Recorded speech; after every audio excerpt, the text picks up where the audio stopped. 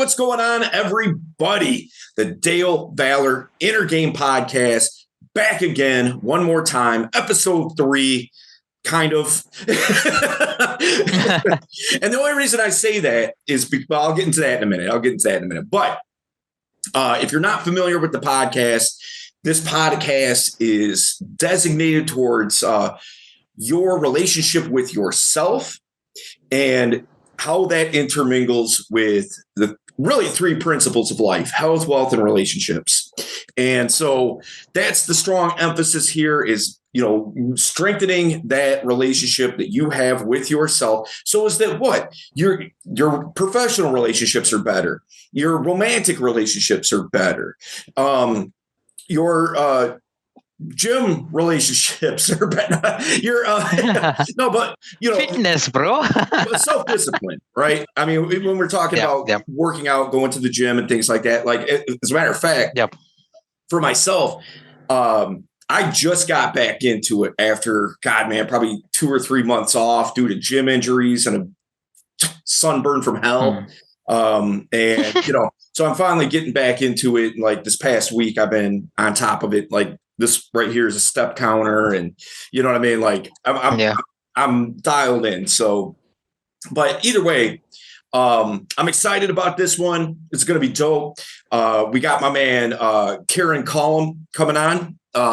He is a dating coach, and we're going to be talking about his new program a little bit, kicking a few things around that and some other fun stuff, because we got a lot of things in common, even though he's a black dude from the UK. Go figure. We would have a lot of things in common, but we do, which is always fun to talk about. So I'm really looking forward to that. But, and the reason I'm laughing is because right from the get, where I said episode 3, kinda. All right. So for you guys that don't know, we record these, and obviously it isn't live. You know what I mean? I'd love to do it live, but just out of time and things like that, we pre-record these and then we put them out. So I had 2 podcasts in the can. Then they really actually went to the can, because what happened was I was clearing out space. I've got a boot camp coming up this weekend that needs to be recorded, a virtual one. And so I needed the extra space on my computer. So I was going through and getting rid of some old stuff.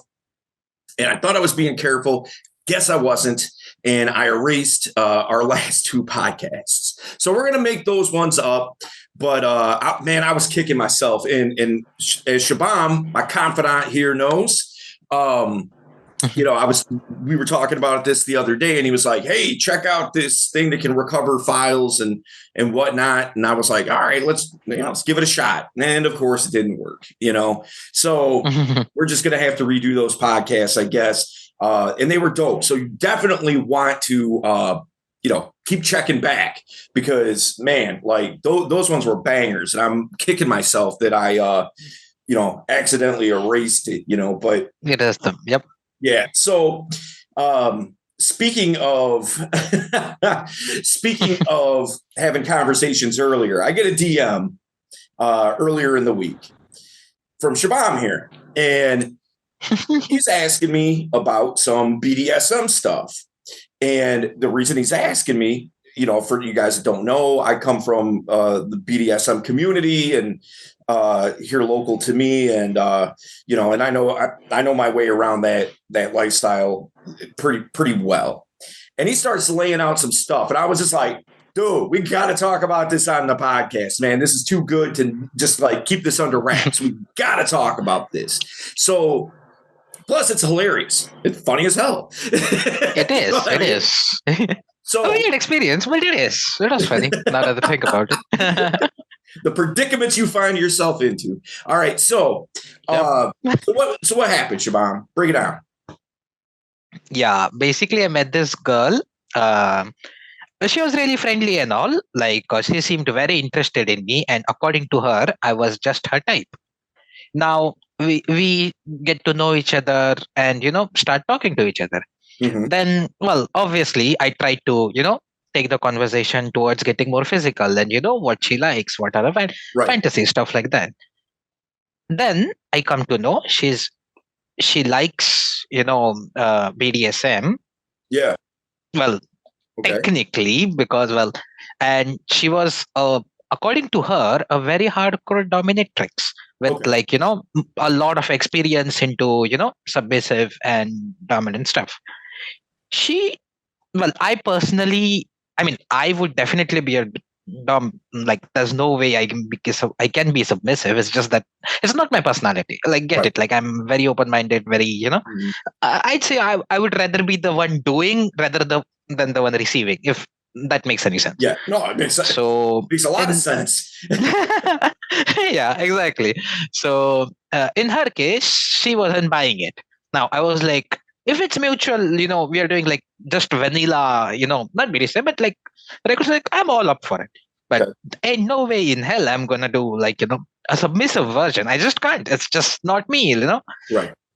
It's not me. Yeah, like, the fun part happens is, like, she gets so desperate for wanting me to do that, where initially she offers me, well, basically she offered me money, saying that if you do certain things, I'll pay you money. And I was like, huh,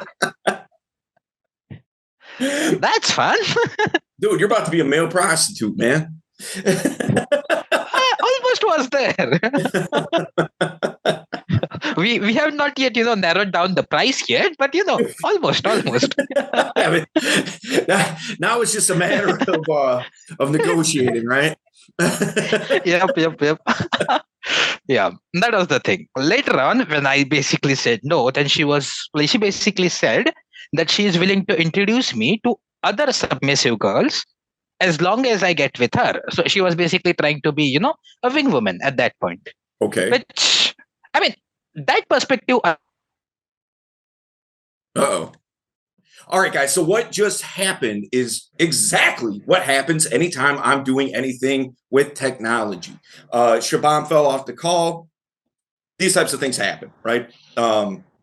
So if you're like wondering why there was this weird time jump all of a sudden, that is why. All right. So Shabam continues. So the girls, the dominatrix is like, I will introduce you to other submissives if you let me rough you up. Basically. Basically, yeah.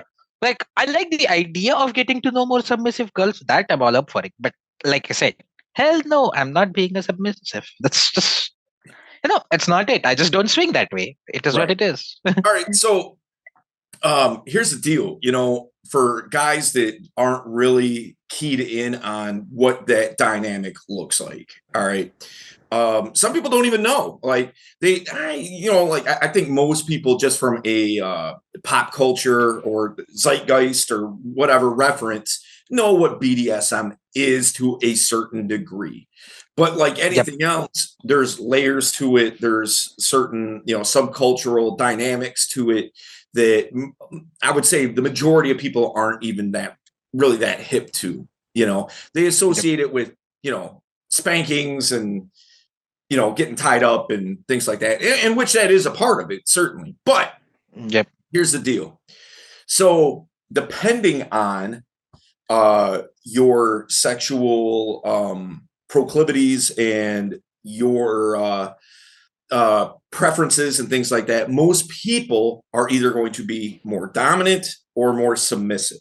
Okay. Now there's a in between. All right. There's a gray area here, which is a switch. Who does both, depending on the mood they're in, who they're with, that type of thing. All right. Now here's the deal. If she's a dominatrix, like she says that she's a dominatrix, which I have my reservations based on one of the things that you told me in the DMs, and I'm not saying she may certainly be dominant. Yeah. Okay. But being dominant and being a dom, which is a male, a male is a dom, a female is a dominatrix. Okay. So, there's a big difference between having dominant tendencies and actually being a dominant. Okay. So, bottom line is if you are signing up essentially to be a dominant or a dominatrix, in this case, submissive, what's happening is you are kind of do, like, and it runs full game. It could be anything. Okay. And it should be within the confines of your comfortability. You know what I mean? But you are basically doing what they want.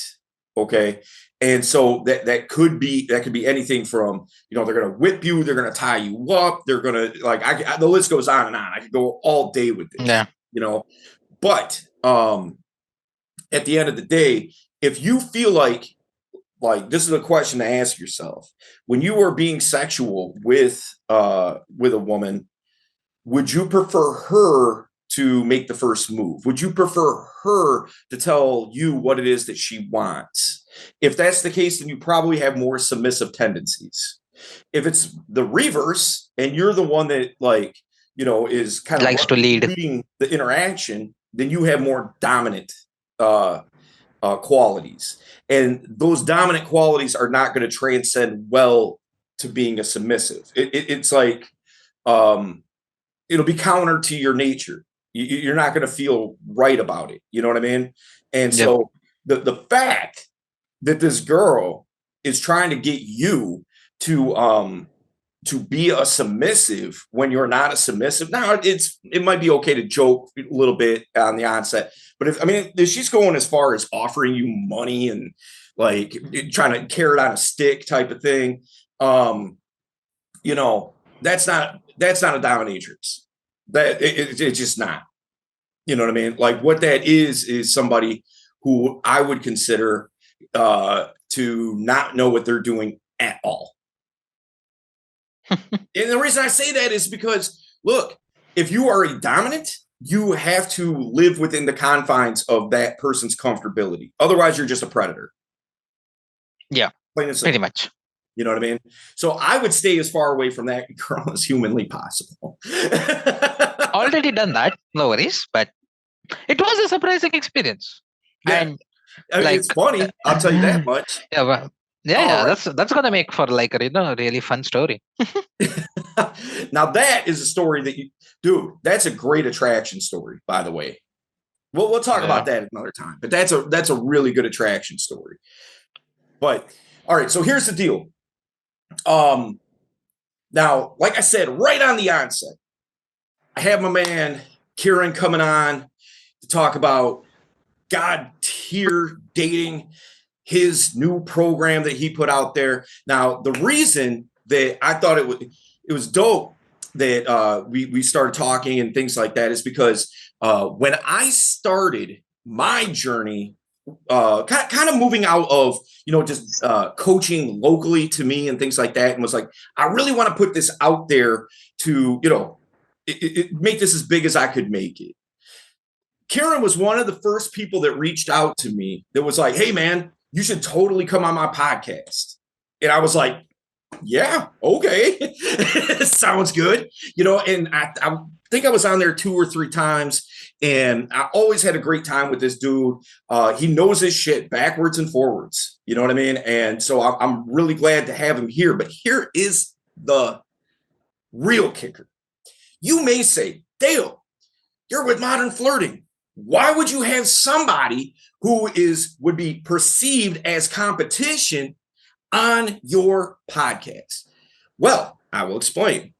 The reason is, we as coaches, one of the things I know that you're going to agree with me, Ciaran. We as coaches, one of the fundamental things that we're always telling guys, abundance mindset. Go up there with an abundant mindset. Don't live in scarcity. And so if I'm talking about that from a dating reference and going out and kicking it and all that kind of stuff, if a girl rejects you, no big deal, just another one right around the corner. If I'm talking about that, would it not be hypocritical to say, like, I have to live in a scarcity mindset when it comes to potential guys that want to work with me? Right? Like that would be completely hypocritical. Have an abundant mindset, except for when it comes to students. You know what I mean? So there's only 10 in the world. Right. You know what I mean? So that's why I have zero issue. If I feel like that somebody's morals, their ethics, the way that they coach, what they're coaching aligns with how I present myself and the way I feel about things, I am more than happy to have somebody on. So with that being said, welcome Ciaran Callam to the program, to the podcast. Hello. Glad to have you here, homie. Yeah, it's good to be here. Good to be here. Something I want to say as well, because you said there was something I'm going to agree with, and I did agree with it. But what else I'd like to say is this. As well as having an abundance mindset and whatnot, and there's plenty more fish in the sea, and let's say for argument's sake, I get 2 guys working with me as a result of this who probably won't work with you as a result, whatever. Let's say that. Mm-hmm. Something else on top of that is just the fact that I think the reason that we exist is because there's a systematic attack on masculinity that's been going on for a while. And I think this is my theory. It's not completely set, but it's a theory I'm working on. I think it's true, which is that men all around the world have no idea how to meet women and how to attract women. And I don't think that's an accident. I think it's a very deliberate thing that the media and society actually puts out. Like, for instance, I was watching a show on Netflix yesterday. What the heck was I watching? Doesn't even matter. But anyway, that's fine. No. It was called. It was a Netflix original. It was like an animated show. And it's about 2 black people. It was called like Endangered or Entertainment or something like that. But it's about a black guy and a black woman, and they fall in love. All right. Anyway, this black man has sex with about 2 women in the show, and in both situations, the woman makes the move on him. In fact, he goes on a date with one of them, and that woman says, "Hey, would you like to have a date with me?" And he's like, "Oh, yeah, great." Growing up, I saw that stuff all the time, where in films, when a man and a woman kissed or they had sex, it was because the woman, made that move. Or if they had a date, it was because the woman made that move. And then that made me think to myself, well, I mean, I don't want to be a weirdo and I don't want to be a creep. And of course, if a woman likes me, she is going to do that. She's going to let me know. She's going to do X, Y, and Z. That's what I see on TV. And then that in conjunction with other things, caused me to like hang back. And then I wouldn't get anything. And then as a result, getting nothing, I'd be frustrated, angry, upset, all of that sort of stuff. And I don't think that's an accident. I think that people are specifically putting little messages out there to cause the environment where there's loads of men that have no idea how to meet women. So then there's a natural backlash to it, which is people like me and you. And the basic point I'm making is I actually think we're soldiers on the same side in the war. Dude, I agree. And that what you just said is my story exactly. I know that you saw me like, I gotta talk. Because like, dude, that is my story exactly. Like, I remember, like seeing those types of scenes on TV, right? Just much like you just said, in movies, whatever, where it's like, I'll paint the scene.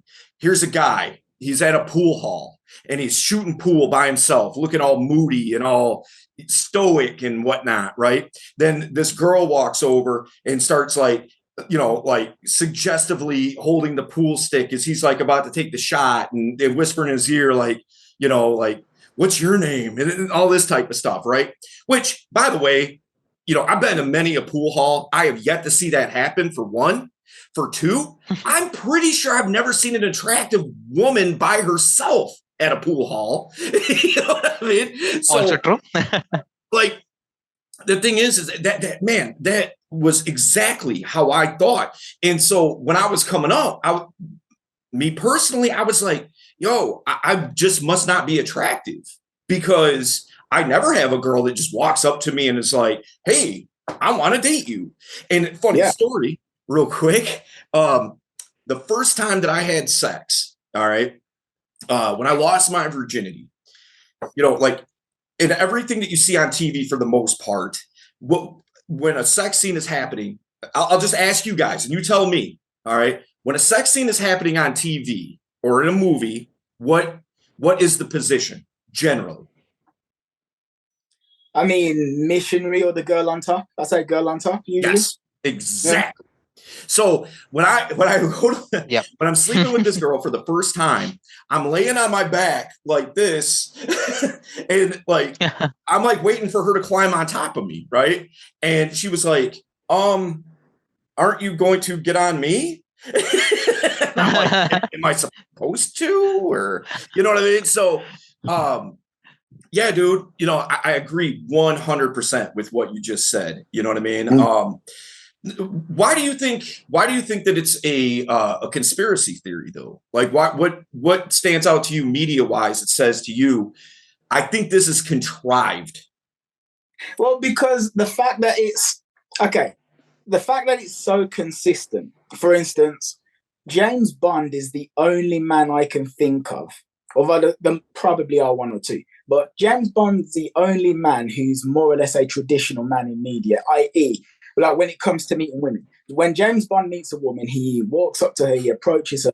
She usually gives him some sort of shit. He's not bothered by it. He wins her over. Then all of a sudden, she falls in love with him. Boom. Like James Bond actually meets women and seduces them with his masculinity. Mm-hmm. He's the only man that you ever see doing that. So it's like there's clearly been a decision. I mean, it might not be to make men all around the world not know how to speak to women. It might not be. But there's clearly been a decision, which is that when we're making a TV show, for one reason or another, we're going to make sure that the woman is always a sexual aggressor and that it's never the man. We're going to make sure. I would agree with that. Yeah. Yeah. It's like it's consistent in multiple cultures, not only that. And like with the current generation, right? It's like, it's having its effects very badly. Guys can't approach. I mean, forget approach, can't talk. Like, I'm not even talking about, in a dating sense. You tell the guy, go and talk to that girl. He'll shit himself, like quite literally. So, I mean, this is like, yeah. Well, I'm with you. No, sorry. I'm with you in that sense that, like, I believe that it's a cultural thing to where to make that suggestion that the girl is the sexual aggressor and things like that. I don't know if it's like, a worldwide mandate, like we all got in a room together, the decision makers was like, here's what we're going to do. I don't know if it's to that degree. However, but okay, so I mean, I go further. So it's like things like, for instance, like say there's the whole thing with Andrew Tate. Now, I didn't pay any attention to Andrew Tate until after he became, basically public enemy number one. I always knew he existed, but I never really paid much attention. Mm-hmm. And then once he did, I started listening to what he's saying. And all he's basically advocating for is men being strong and positive and taking charge of their own lives and basically protecting women. That's kind of like it. And then so I see like things that he says, and he says a lot of stuff that's quite incendiary. And he says some things that I don't necessarily agree with. Mm-hmm. But the vast majority of what he's saying is overwhelmingly positive. And that's being shut down. And it's like little things like, say, for instance, in the media now, I said like James Bond's the only man who's allowed to be a man, like fine. But men who are traditionally unmasculine are kind of presented and glorified. Like, let's say you're Jonah Hills or that guy from Napoleon Dynamite and whatever. Right. But men who are traditionally masculine is kind of seen to be a bad thing. Like that's kind of pushed down and it's suppressed. Yep. Yeah, I would agree with that. I would agree also. Like there was like a big media shift somewhere down the line where it's like literally like he said, like, somewhere down the line someone decided to change the narrative and it started from the Western world and it's spreading everywhere else. Like sorry, I interrupted you. Yeah, sorry. There's one more thing as well. Let's say look at porn. So you see all the damage that porn does. So I mean, I presume you guys are aware of it to some degree. That's like there's an epidemic of men being like addicted to porn now, and as a result. But like porn has real bad like damages to your brain. So for instance, when you're addicted to porn, it's you enjoy life a lot less because you have such a dopamine spike from porn that everything else just feels rubbish. You can't really relate to women at all. You're really anxious. A lot of guys like have trouble getting it up for real women, etc., etc. Like porn really, and like when guys use a lot of porn, their confidence just drops anyway. Yeah, like it actually does. And so when you get a guy and you take him off it, and let's say like he just completely goes cold turkey, he'll become more confident after a month or so, just with nothing else. And then it's like, well, let's say like with the COVID. Well, gosh, should I say it? Should I say what I'm about to say? Go ahead, man. I ain't filtering. All right, cool. All right, cool. So like with that whole situation, right, it's like if you say one thing, if you say anything against the narrative, like this is the narrative that we're putting out, you're gone, you're cancelled. Like let's say if I was to post on Instagram in that time and I'll write something, then there'd be an automatic fact checking thing that'll come up on my post, like, the whole COVID thing. It was really important that we had a certain view of reality when it came to like COVID and what was going on there. That's really important. And yet the same people who are really concerned about that, they allow like a wealth of porn to exist online. Now, I'm not saying I think porn should be like illegal. I think people should have the ability to do what they want.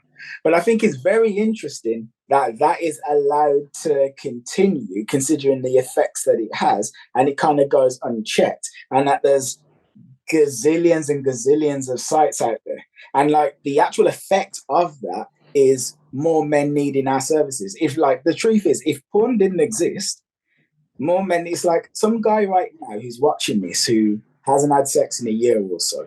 I mean, the only outlet that he has, well, the quickest and the easiest one, and to have the fantasy that he needs is to sit down and to look at porn. If that didn't exist, the numbers of men who would basically be living on their own and be completely asexual, that would drop because they'd have to go out there, and like they would.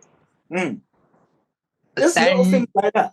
But like I said, I'm not like, stumping and saying that this is what it is. I'm curious. But yeah, sorry. I agree with you a lot. Yeah, like exactly what you said. But I'll tell you one thing, and this is kind of like, I've had these talks with my friends and all. And I mean, when I say it, they think, yeah, that makes sense. But at the same time, like everyone complains about the government and, everything. I just have a simple question, which will actually, make like sense of everything. We have the concept that government is supposed to take care of us, like one way or the another. But from what I can see, and like so far my experience is, government is a business. It's looking at profit. It might sound very, what you call conspiracy theorist, whatever you want to call it, but it's literally looking at business. Like you said, the porn industry makes a shit ton of money.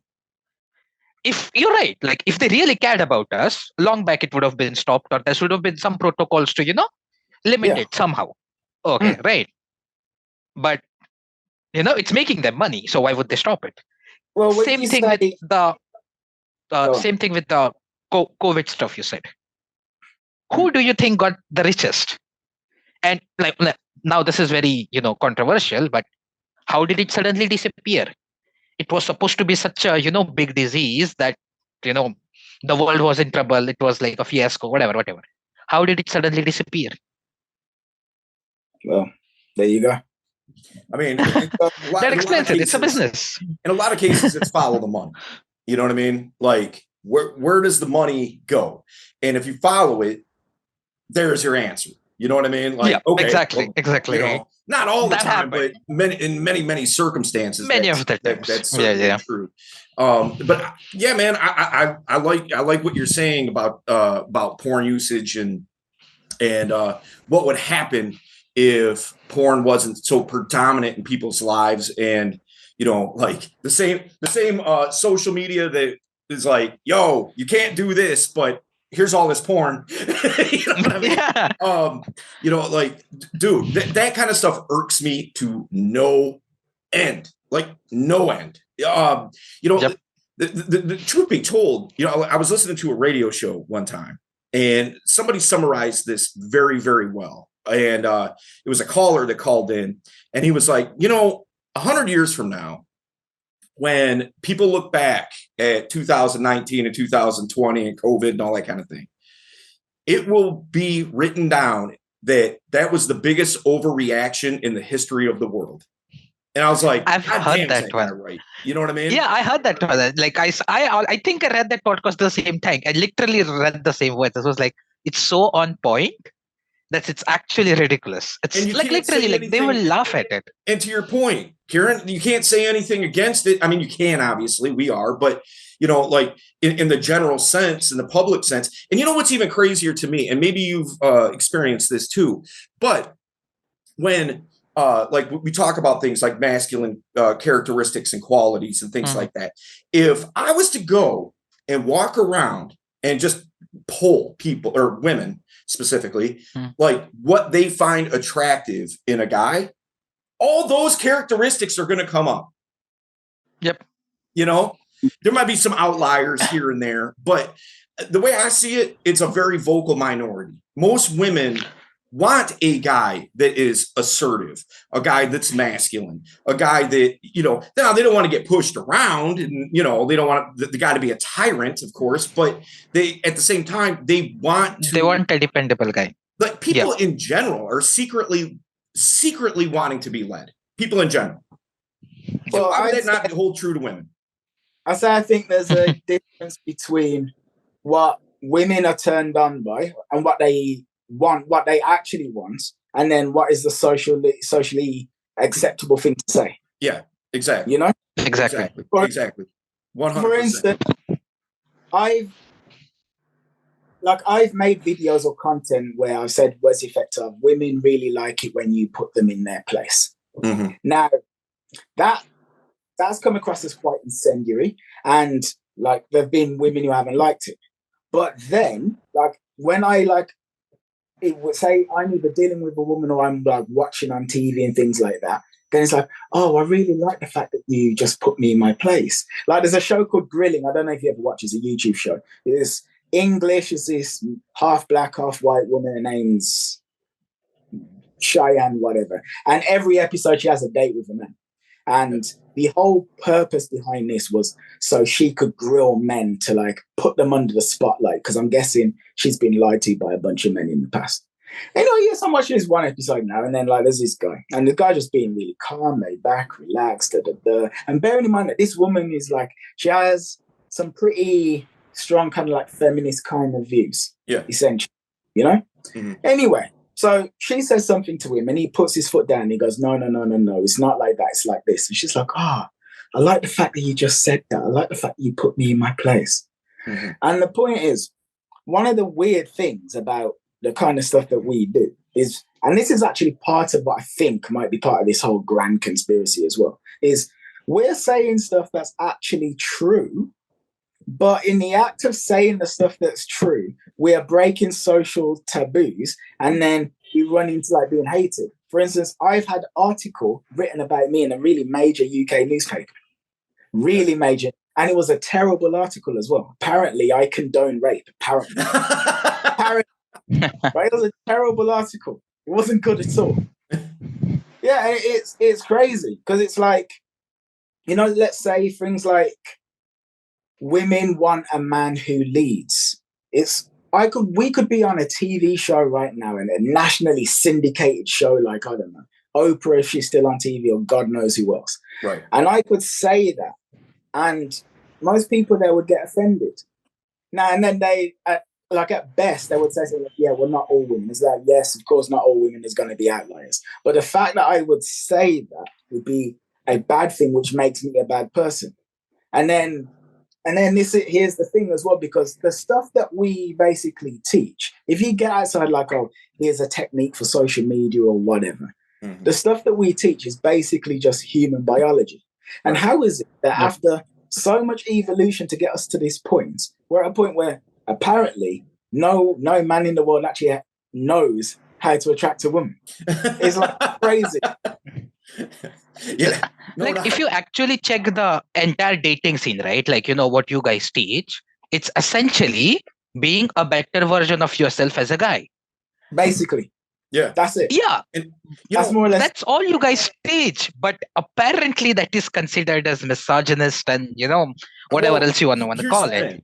But to based off of what Ciaran was saying. So, you know, people generally, I think it's kind of human nature when they hear a statement, okay, like for example, like one thing that you just said, women like it when you put them in their place. All right. I think what happens a lot of times is that people go to the worst case scenario of that in their mind.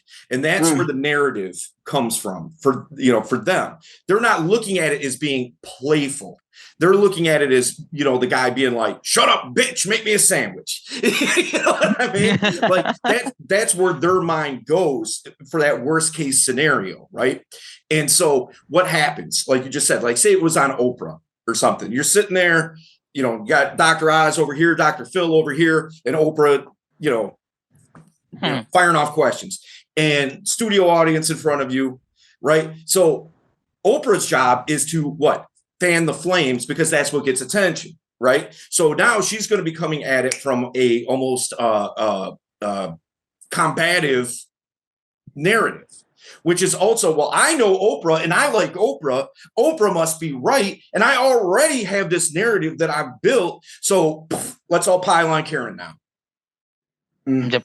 I think that's what goes on a lot of times. People, go to that worst case scenario. Like, I'll give you an example of where it does work out. And to your point, one time I'm on a date, and this girl, she worked with special needs kids. All right. I'm a little rough around the edges. I'll say some stuff sometimes that are just, like out of left field and mildly offensive to people and things like that. And we're talking, and I said something like it was obvious at this point that she was into me. All right. And I said to her, I was like, so like the kids you work with, what are they like retarded or something? And she was like, like, how dare you, And I was like, oh, sorry. I guess I'm not supposed to say the R word. Right. And she started giggling, and I asked her later, I said, when did you realize that you liked me, that you were attracted to me? She was like, even though everything in me told me that you saying that my kids are retarded is like contrary to what I think and believe in, and I would never advocate anybody say that.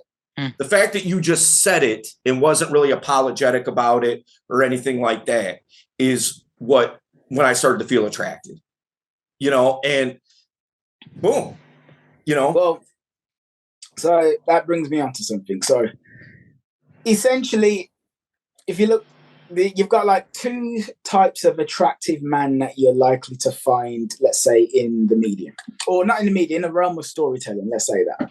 So you've got the guy in a rom-com, and the man in a rom-com is essentially what the world wants all men to be, which is very shy, sheepish, letting the woman take the lead, charming, but in a bit of a nerdy way, quite unsure of himself, doesn't really know who he is, And that's what you get in a rom-com. And women all around the world, they go and they watch those rom-coms. And when they watch them, it makes their hearts kind of flutter, go, oh, that's so nice. Oh. But then you've got the other type of man. And this is the man that you find. Oh, by the way, rom-coms are usually written by men as well. Now, you've got the other type of man. And the other type of man is the man that you see in a female-written erotic novel. Okay? Like a Christian Grey from 50 Shades of Grey. 50 Shades, yeah.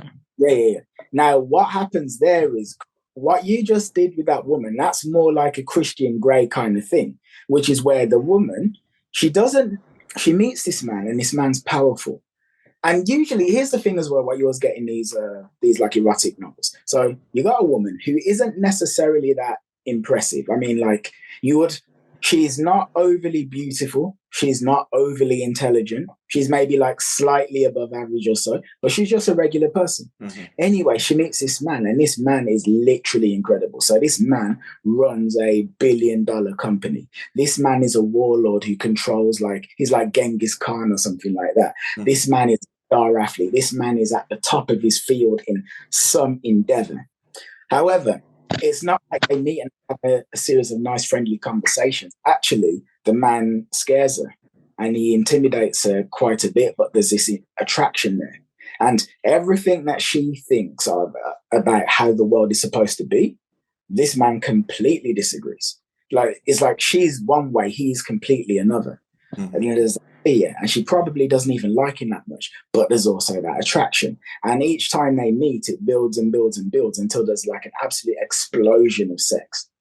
And that's That's what women really fantasize about, because women read books like that and they touch themselves. And what we're basically doing is we're helping guys to become more like that man right there.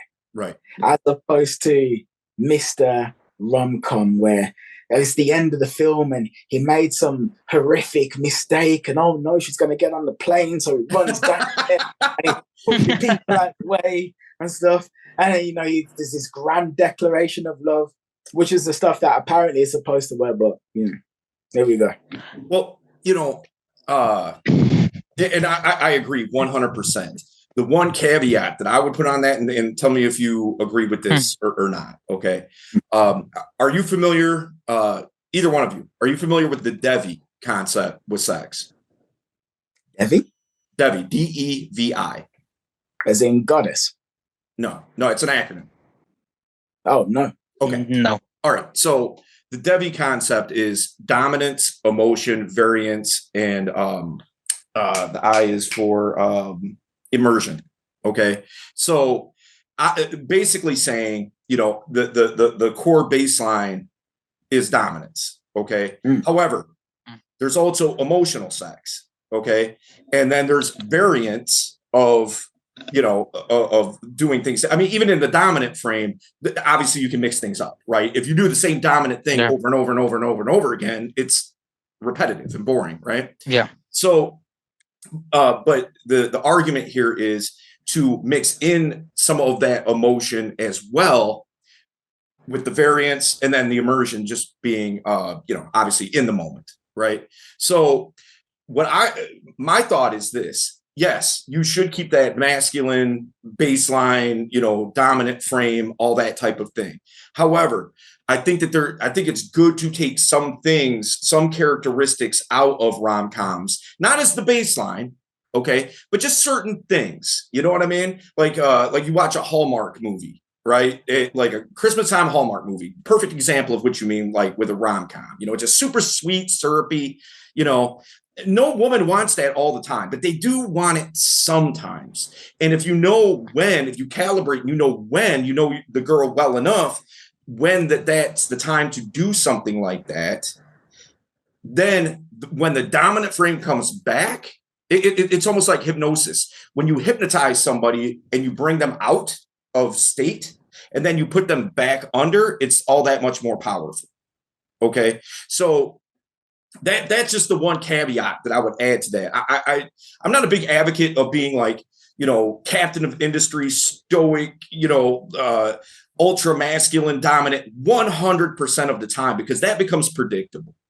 No, thing is, I don't disagree with what you're saying. No, I don't. But what I would say is this. So how can I phrase this? I believe that if people or men weren't engineered in one way or another to go to so far to that end of the spectrum, that being the rom-com side of the spectrum, right? That people would just be themselves, and by being yourself, you're gonna demonstrate loads of different characteristics from time to time. So it's not so much that I think, oh, you just have to be Christian Grey. Right. It's not that at all. Yeah. But because Christian Grey is being suppressed, I feel like that's where you need to focus to actually snap guys out of it. Yeah, I agree. I look at it right? Well, guys tend to be one way or the other. If it's like, oh, well, I've been nice guy, super sweet, I get friend zoned all the time.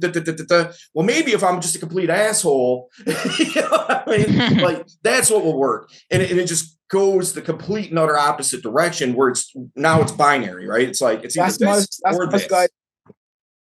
That's most guys. What you just described there, that's most guys. Most guys in the scene is, I was Mr. Nice Guy, that didn't work, so now I'm going to be a complete jerk, dickhead. That's pretty. That's exactly like you say, Dale. What happens is people like exactly you pointed out, because they take extremes, right? Like people don't realize that. Okay, like Ciaran also said, if you become too, like beta, like let's call it beta for now, just because it's simpler, like, to wussy or rom-commy, what happens is they lose respect for you. They literally do. Like But at the same time, if you literally don't care about them, then they will also feel mistreated.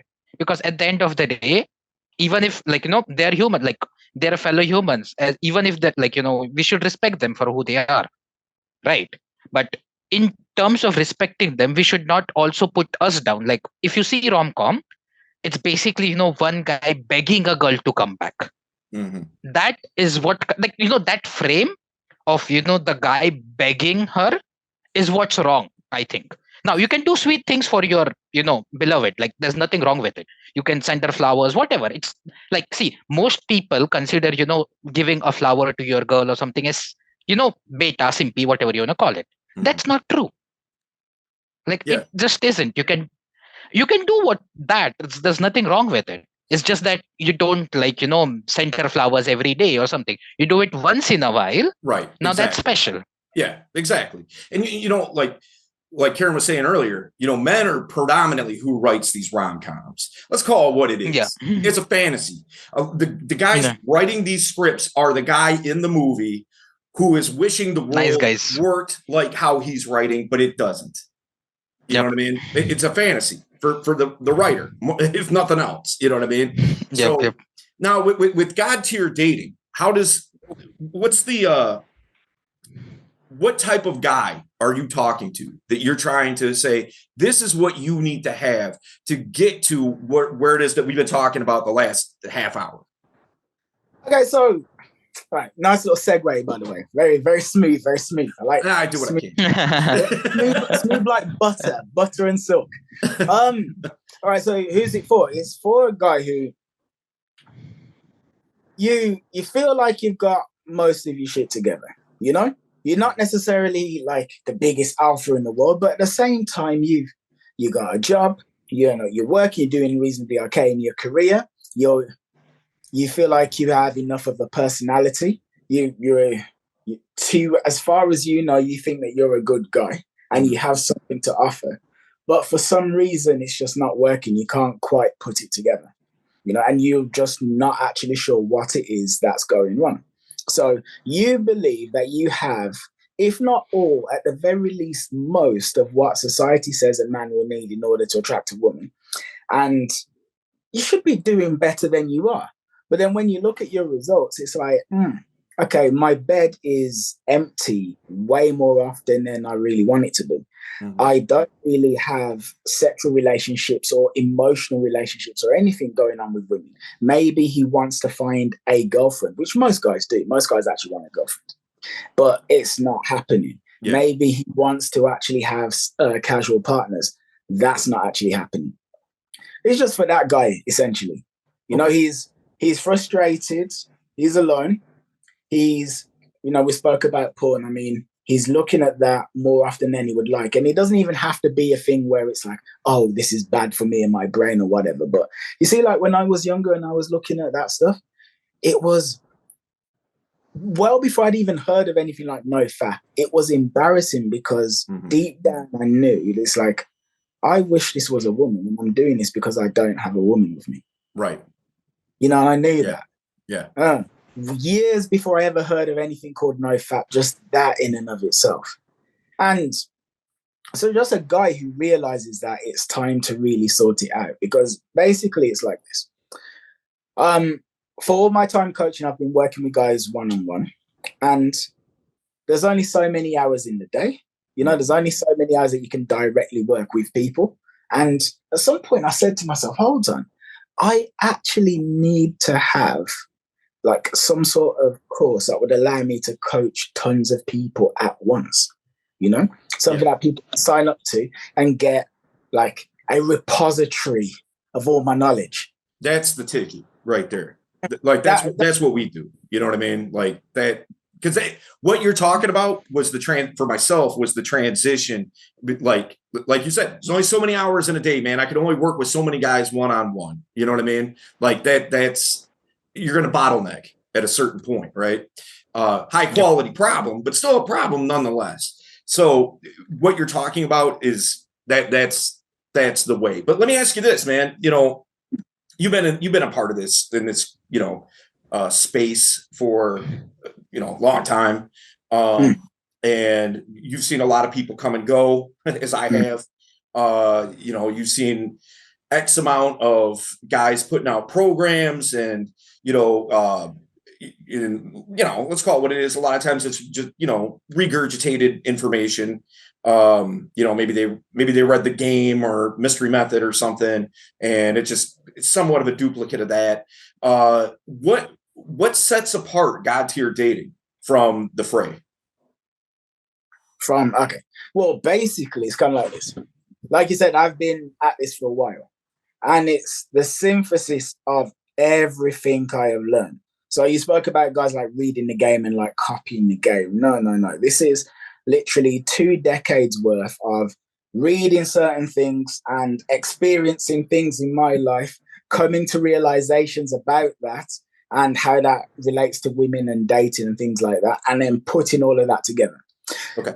That's number one. Number two, it's incredibly holistic. So all right. The first module is about mindset, because 80% of this is how you actually see yourself. I would agree. That's this is an inner game podcast, homie. Well, there we go. There we go. That's the meat of it, is actually that. And I spend a lot of time getting into that and giving a guy exercises that, if he actually does them, will get him on the right path towards success. Because something that I have noticed is basically like this. No matter what it is that you're experiencing that you don't want to experience, if you're experiencing it consistently, it's because subconsciously you believe you're that kind of person. So, for instance, someone who's like, oh, I'd love to lose some weight, but they don't lose weight, it's because they think they're a fat person and their subconscious won't let them act any different. That's literally the reason why in about 2 months' time, when it's January the 1st, everyone's going to go, yeah, I'm going to the gym, new year, new me, whatever. And then by January the 30th, like 4% of those people will still be working out. And the big thing that guys face is smashing up against that subconscious part of themselves. That's essentially like this. You are the nice guy in a rom-com, and you're trying to do something that Christian Grey would do, but you're running nice guy rom-com OS 1.2 in your brain, and it won't let you do that other thing even if you want it to. Getting past that. But anyway, so mindset, boom. Then actual social skills in general, okay?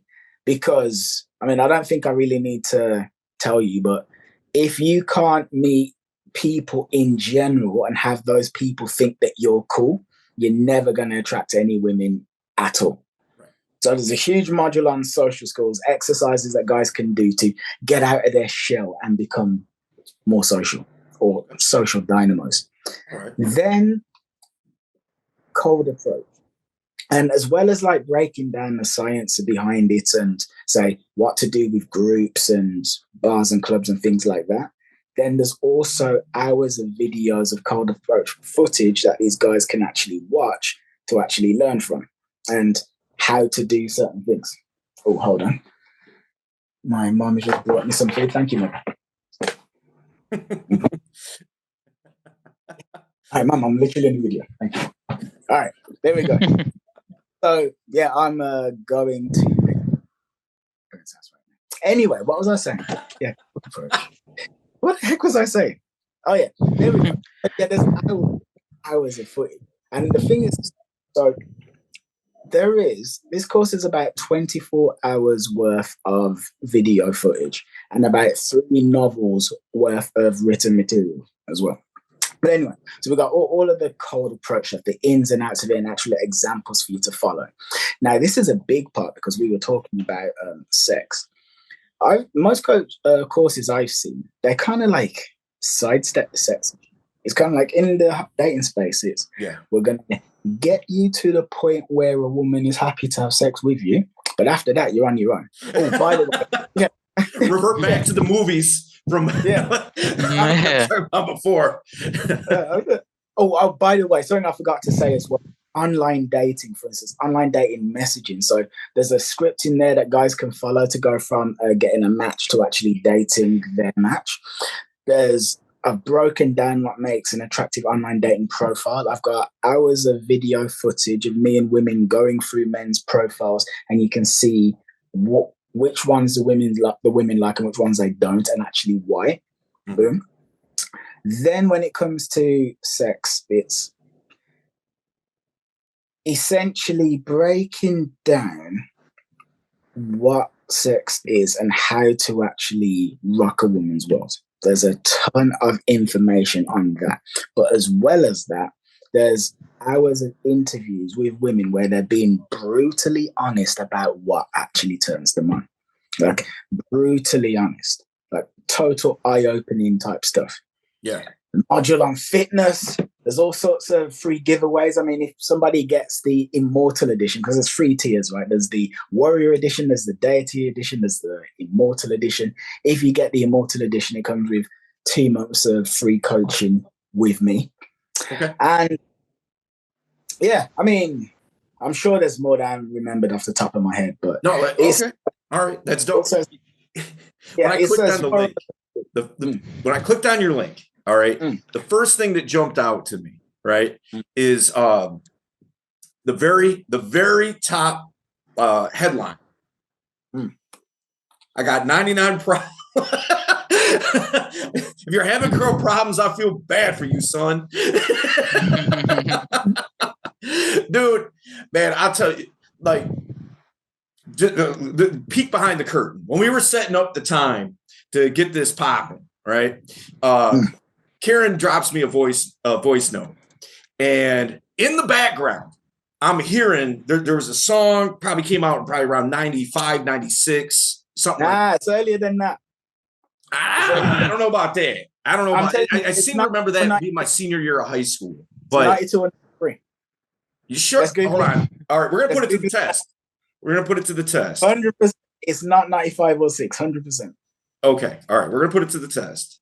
You might be right now that I think about it. Hold on. I wish I was, here we go. 95. Boom. All right. Well, okay, look. Okay, look. All right, here we go. You've done. Look, you've hacked into Google somehow. Okay, you've done something. It's a conspiracy. Let's go. Yeah. You know, conspiracy. What's the Mandela effect? You guys ever heard about the Mandela effect? All right, so here's the deal. So there's a song called Skilo, I Wish. All right. It was a jam of mine back in the day. You know, I'm an old school hip hop head. All right. And love classic era hip hop, all that kind of thing. So based on those 2 things, the God tier dating funnel. Okay. So as I saw that, couple that with, and then you corrected me on the lyrics, now which I'm kind of doubting since you didn't know the year, but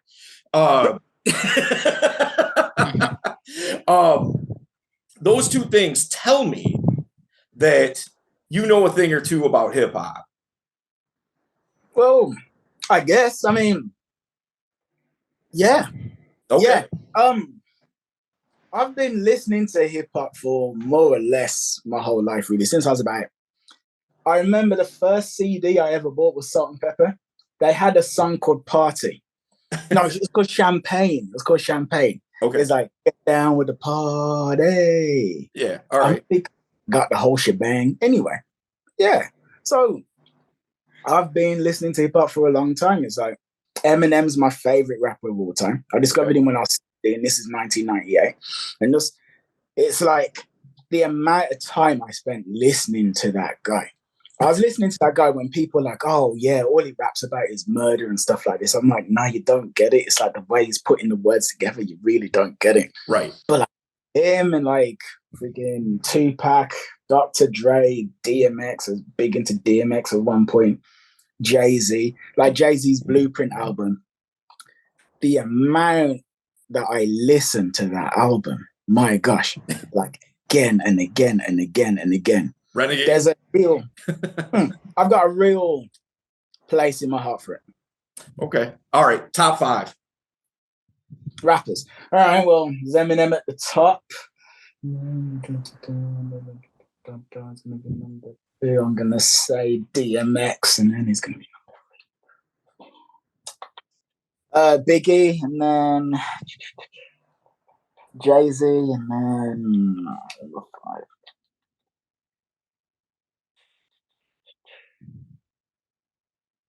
All right, we'll go for Tupac for number 5. Okay.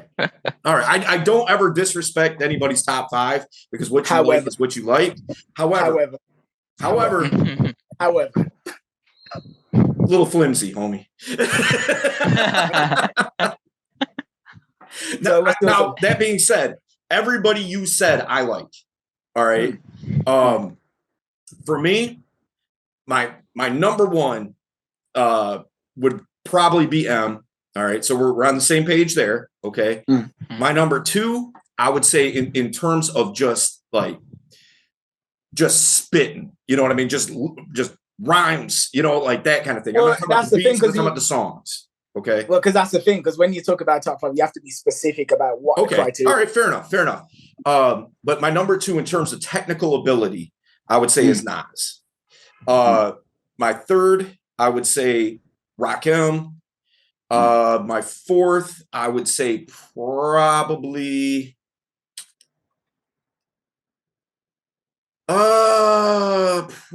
KRS-One. And then my 5th, we'll round it out with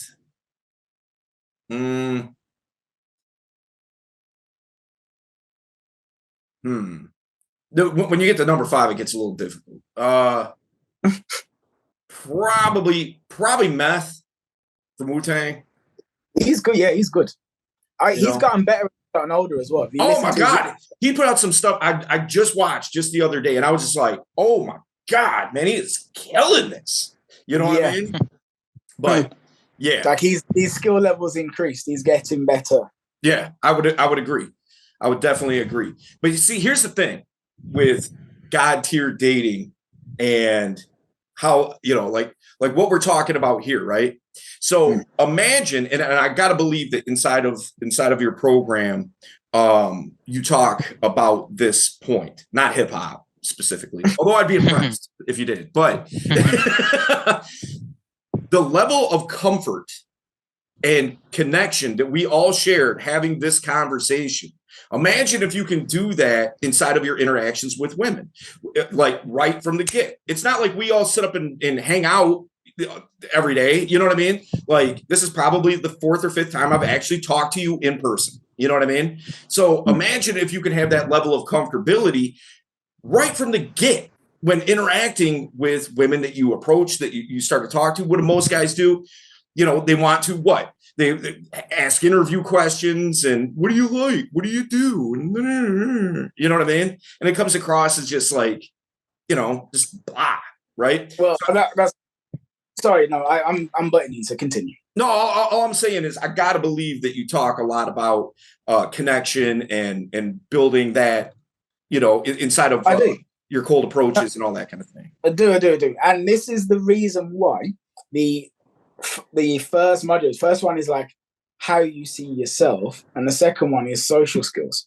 So before we've even spoken about women are attracted to X, it's like, who are you as a person and how do you generally interact with people? Because effectively it's kind of like this. You see, like our little fun back and forth about hip hop and stuff like that. Right. In order to be comfortable saying that, you have to have a degree of belief within yourself, or like self-worth. For instance, you said to me that my list of rappers was rubbish. That's basically what you said to me. I didn't say that. I didn't go that far with it, but continue. Okay. But anyway, the point is, if you really needed my approval, you wouldn't have said that. And you would have found like the most people-pleasing thing to say. And that people-pleasing thing you said wouldn't have been as funny or charismatic or whatever as what you actually really said. Because, you know, when you're trying to, can I get this person to like me? Or what should I do? What should I say? You kind of, you give off an odd energy. And, you know, you talk about like approaching a woman and just vibing with her. It's like, you as the guy need to be comfortable within yourself. So what is actually happening is it's like there's a light coming from your heart or your soul, and you just kind of beaming light out, and then that light makes her think, oh, you know, I'm gonna switch my light on too, and then boom. But what basically happens is so you're like, as a man, most men will approach a woman and they're shy. So they're waiting for cues from the girl to allow them to be more confident. They're waiting for the girl's approval. But the girl's also shy as well because she's just a human being. And some strangers started talking to her. And the amount of people who are really confident speaking to strangers is relatively low. So she's relatively shy, but he's shy. And now because he's shy, that makes her more uncomfortable anyway, because his discomfort registers with her. And that makes her want to back out of the situation more, blah, blah, blah. And it's like, what you need to do is he has to be comfortable within himself so that level of comfort will let her know that it's okay for her to be comfortable. If he goes into this hoping that she's going to say, which is basically what you get in rom-coms, going back to that, where she's going to be like, don't worry, you're not confident in this situation, but I am. And I find your lack of confidence here to be very sweet and endearing. So I am going to take care of you in this situation because I'm a really nice person. Don't worry, or we're just going to get through it together. It's uncomfortable. It's a bit nervous, but me and you, we're going to link arms. We're going to do it together. That's not really it. So to go back to what you basically said, there's a lot about basically building a connection in general. Quite a lot. I got you. All right. So and I agree 100%. You broke that down. Great. So what's the best way that people can contact you if they want to know more about guide to your dating, if they, want to pick your brain, if they're one-on-one coaching, or to challenge your top 5 or. Yeah. Well, if you also agree that my top 5 is lacking and you feel like I just need to know that I need to be schooled, right? If you want to take me to task on my top 5, the best place to go would be Facebook or Instagram, really. So if you go to Instagram, that's at Ciaran Callam. So that is CiaranCallam. Again, that is CiaranCallam. At Ciaran Callam, that's on Instagram. But also, if you just type that into Facebook as well, I'm literally the only one on the planet, so you'll find me. Just put a space in between Ciaran and Callam, and then boom. If you think to yourself, you know what, I like what this guy's had to say, right? And I also agree with his top 5. I don't know what the hell Dale Valor's talking about, right? I like his top 5. I also agree with it. And as a result, well, I need to sign up to God Tier Dating. So basically, it's godtierdating.com. GODTIER dating, DATING.com. However, it's only available until the 16th. So you got 5 days. So 5 days as of now. So but like I said, I will get this out as quickly as humanly possible. You know what I mean? Like I'm gonna, as soon as we wrap, I'm going to get this over to my editor. I will try to get this out, by tomorrow if I can. You know what I mean? Lovely. So, lovely. Yeah. Lovely. I know that there's a little bit of a time crunch there, So. Hey, I've got a question for you, completely unrelated. Yeah. I'm going to Mexico on Sunday. Wait, say that one more time? I'm going to Mexico on Sunday. Oh, nice. Okay. But, Mexico isn't that far from America. Are you feeling adventurous? Man, you do realize I can see Canada outside of my window, right? Yeah, it's a 3-hour flight. All right. Let me. All right. Not to sound condescending, but I'm going to sound condescending. All right. People in the UK, have you been to the States before? Yeah. Have you? How many times? 3 times. Okay. And where did you go? I went to New Orleans twice. I went to LA. Okay. And when you traveled there, was that like home base and you traveled other places, or did you just kind of stick to that location? Kind of stayed there. Okay. All right. This is what I'm getting at. A lot of times, and I've heard this said by many people from the UK, all right? They don't understand how big the United States is. Okay? No, I do. I actually understand. Like literally, I'm asking you to get a flight. I'm asking you to take a 4-hour flight to Mexico. I get. All right, fair enough. Okay, but like literally, I'm on the other side of the country. I get it, but I'm gonna fly over you to get to Mexico. Like, you could do a parachute drop. I mean, it's worth considering. Where's your layovers or layover? Switzerland and Toronto. So I'm I'm going to Switzerland, which is annoying because that seems out of the way. Yeah, that's me flying in the opposite direction. Then I'm in Switzerland for like an hour. Then I fly to Toronto. Then from Toronto to Mexico. All right. Toronto's like 2 hours from me. But that aside, yeah, so the state I'm in, Michigan, all right, is literally almost the same square mileage as Britain and Scotland combined. You know what I mean? Like, that's just the one state. No, I get what you're saying, though, flying. You know what I mean? Where are you going to Mexico? Playa del Carmen, near Cancun. Yep.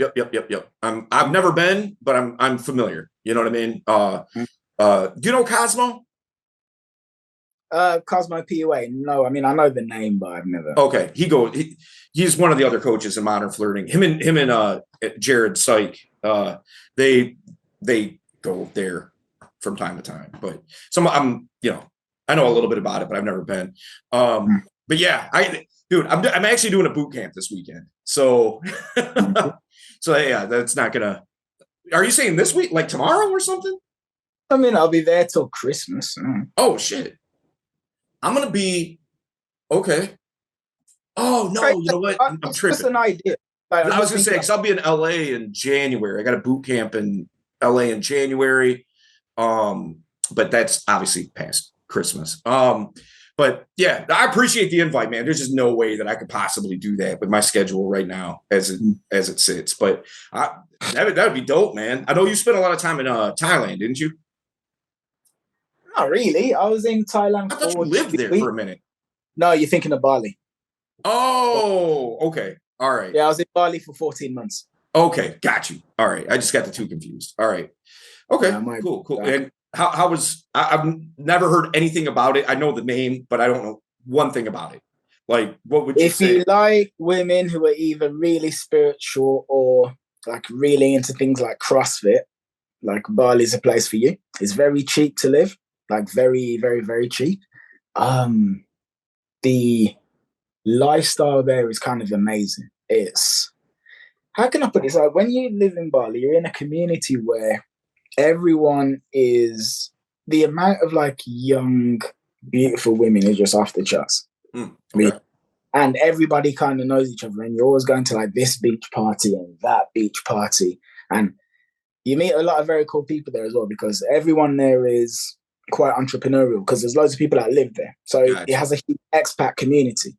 Right. But you're going to be living as an expat in Bali. You most likely, you either like got tons of money, like because you're a millionaire when you start working, or you have some form of business that you run online. Right. So you're a lot kind of like switched on people there as well. Yeah, kind of that nomad lifestyle type of deal. Yeah. I got you. Everyone's really open-minded as well. I got you. Well, listen, guys, appreciate you listening to the podcast. We're doing this every week. So if you have any questions for Ciaran, reach out. I'm going to put his contact information in the description. Reach out to him, pick his brain if you need to, sign up for the program, whatever you feel like makes sense for you. And listen, homie, I appreciate you having me on the old podcast back in the day. And I'm glad that you were here today. It was a great conversation. I had a lot of fun. So, yeah, man, definitely appreciate it. Yeah. Have yourself a great day. And to your co-host, whose name I don't know. Sorry, bro. What's your name? Shubham. Yeah, good to meet you as well. So, yep. Both of you guys, take care. Good talking to you. Stay in touch. All right. We'll talk to you soon. Peace. Cheers. All right. Bye. Bye. Peace.